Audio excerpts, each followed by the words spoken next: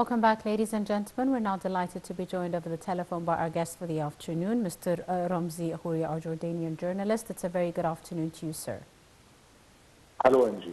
Thank you very much for joining us, Mr. Ramzy. And a constant barrage of airstrikes and tank fire has rocked Khan Yunis overnight, according to several journalists and eyewitnesses, as well as the main city in southern Gaza, which has been, of course, the focus of the Israeli offensive. And the Palestinian Health Ministry said over 27,238 Palestinians have been killed. Out of those, just over the last 24 hours, 107 Palestinians killed, and we have scores others, over 66,500 others injured over the last 24 hours. Mr. Ramzy, how do you see the latest developments in the Gaza Strip? Well, the carnage continues, Angie. Nothing has stopped, even after the International Court of Justice's ruling. Yes. And the orders that they made to Israel. Israel has killed over 1,400 Palestinians, injured more than the same number. More than 1,400 are also injured, and therefore the carnage continues. And Israel has not pulled back, has not cut down on the blowing up of houses, whether through bombardment or through systematic blowing up of residential areas, especially on the whole border area between Gaza and Israel. Yes. And therefore, Israel has totally ignored the decision of the court. Which is expected, in your opinion, Mr. Ramzy? Or did you expect some sort of drawback from Israel? Unfortunately, history tells us that Israel will ignore every single international law ruling, whether it's a ruling at the United Nations level or this is history, but this is the first time ever in history that Israel is standing in front of the International Court of Justice tried of genocide. And genocide is not a joke. This is the highest criminal charge that there is. And therefore, we were expecting that Israel would actually try to play the game. They didn't. They totally ignored the rulings. And obviously, they feel that they still enjoy the impunity that they've always enjoyed throughout history, represented mostly by the veto power of the United States at the Security Council. Absolutely. Now, we've seen, Mr. Ramzy, hundreds of thousands of Palestinians displaced by this fierce fighting, and they fled to south to Rafah since the outbreak of the war. We've seen their tents cramming up spaces along the streets and in parks. And the World Health Organization said the city has now, that was once home to about 200,000 people, now almost hosts half of Gaza's 2.4 million population. What does this mean on the ground with regards to the humanitarian dire situation in the Strip? Simply that there is no infrastructure that can actually sustain the life of this number of people. We are looking at many families sharing one toilet.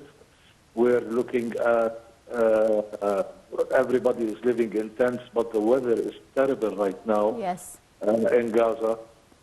It's pouring rain. It's extremely cold. The weather has reached around 3 and 4 Celsius at night. And so, and a huge number of children. Now, when we say that the infrastructure cannot sustain this number of people, we are talking disease, we are talking major problems such as shortage of water, shortage of healthcare for sure, because Rafah does not have enough hospitals to take care of the needs of the sudden large population that has arrived. Also, on the outskirts of Rafah and in the vicinity, the war continues. So the story of move south, because that's a safe area, is pretty much a lie. It is not a safe area, and there isn't a centimeter in the whole of Gaza that is a safe area today. Indeed. Right. As opposed to some of the countries that withdrew their financial support and aid to the United Nations Palestinian Refugee Agency, UNRWA, we've seen other countries rather donating, like the United Arab Emirates, which has allocated $5 million in support of the efforts of the chief United Nations coordinator for the UN Palestinian Refugee Agency. Now, major donors that had earlier suspended funding did so after allegations emerged that only 12 of the tens of thousands of the Palestinian employees were suspected of involvement in the October 7th attacks. How do such allegations further worsen the humanitarian situation, even as they are trying to impede the UNRWA from, delivering much-needed aid? The allegations are not fascinating. Israel has always attempted to destroy UNRWA, to cut funding for UNRWA, and to shut UNRWA down. And the reason is because this UN agency is the UN agency that takes care of refugees. Yes. So if Israel was to get rid of the Palestinians, achieve ethnic cleansing, then Israel needs to shut down UNRWA, because UNRWA is education, UNRWA is health, UNRWA is food and water sustainability, etc. Now, that's not fascinating, because Israel has attempted to do this over the years, over and over and over again.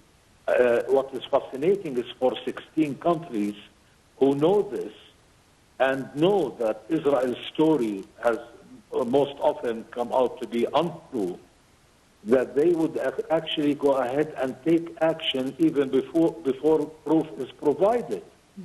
And this is where it is absolutely ridiculous. Yes. Israel did not supply proof. Israel came up with a story that 12 UNRWA employees were involved on the 7th of October.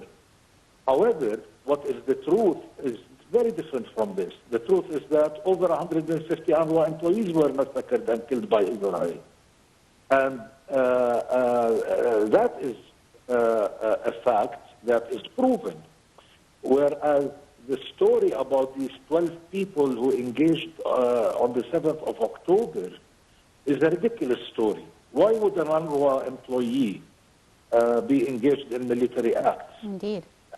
And these stories have always turned out to be lies. Every time that Israel came up with a story like that on UNRWA, pretty much like the other stories that it's coming out about human hostages and all of that has resulted in the carnage and the death and that we've witnessed over the past months. The stories about UNRWA have always been proven false. To cut the aid, to cut the money, to shut down UNRWA because of another falsehood that Israel has pushed in this field means that these governments are actually trying to give that little candy piece to Israel after the International Court of Justice. Because we have to remember that Israel's allegations came out exactly just after the rulings of the International Court of Justice. Yes. And so what Israel wanted in return in order to appease it is for the international community to go ahead and do this. But so many countries, Spain has triple increased its funding for UNRWA after the Israelis asked for this. There are, Belgium is the same, Yes. Norway is the same. Many countries are saying, "Oh, come on, this is rubbish. It's not true. We don't believe you, and we're not cutting aid on UNRWA." Absolutely, which is a wonderful, really response, and not expected by the Israelis at this point. Now, the U.S. Secretary of State Antony Blinken is coming on his 5th crisis trip to the Middle East. He will be visiting Qatar and Egypt, and starting with Israel and West Bank and Saudi Arabia starting on Sunday. He is expected to press for a proposal to release Gaza-held hostages in return for a pause in the Israeli offensive during his trip to the region next week. How do you see this announcement, Mr. Ramzy? Well, according to American reports on American media, they claim that an agreement has been reached during the Paris meetings, and that the hostages, a full, complete ceasefire will occur. But this is not what we're getting out of Israel. Netanyahu is coming out and saying there is no way we are going to release any of the prisoners. It's not the quantity but the quality. Israel is saying we will never get out of Gaza. The Israeli army will remain in Gaza. And so Netanyahu is sending out messages that are totally in conflict with what we've been monitoring on the American media and what the Americans are saying. There is no question that no deal will happen without a permanent ceasefire, because the story of give us back our hostages and then we're going to continue the carnage and the murder and the destruction of Gaza does not make sense. Also,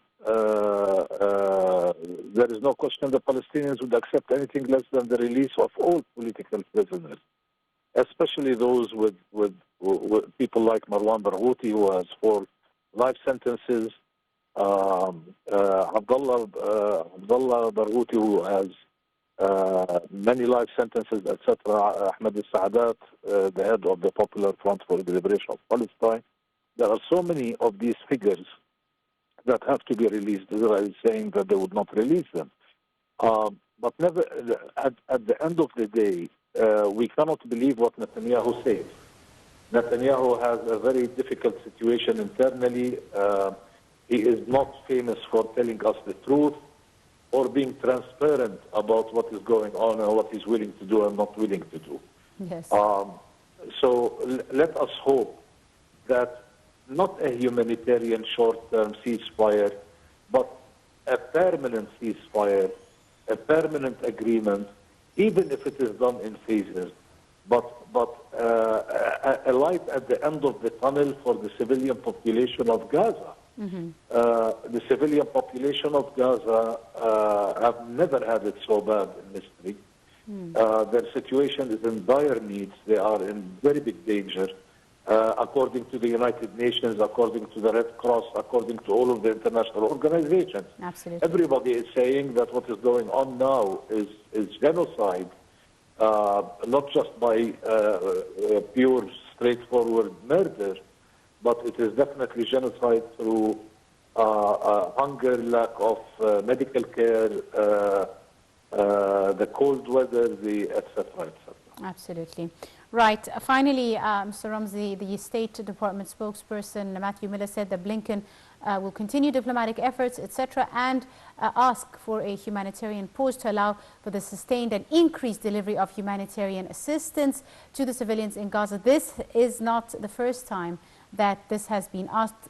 Many countries all around the world have asked Israel for the sustained increased delivery of humanitarian aid, yet still not enough aid is crossing over the borders into the Gaza Strip.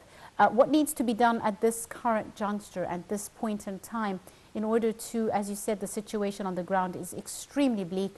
What needs to be done in order to get this aid across, in your opinion? What needs to be done is for the Biden administration to say once and for all, enough is enough, and it is over. Israel will stop, not a recommendation, not to come out and say, well, we've suggested to the Israelis not to kill more civilians. Or the stories that we've been hearing lately of Biden, that he is considering recognizing the Palestinian state, or that they will be pushing for a two-state solution, which they've been doing since the dawn of time. All of these stories and all of these statements are meaningless. Yes. What is meaningful is for America to tell Israel, no more weapons, no more ammunition, no more aid if you don't stop this carnage. You stop it now. Get out of Gaza now. Accept the deal now. And America can do this. And America has the ability to do this. They are the only power that can do this. But all of these statements that are meant to appease everybody who's supporting Palestine, and these people are in the hundreds of millions worldwide, giving them false hope, while at the same time allowing Israel to conduct its carnage, and not demanding a ceasefire, is ridiculous.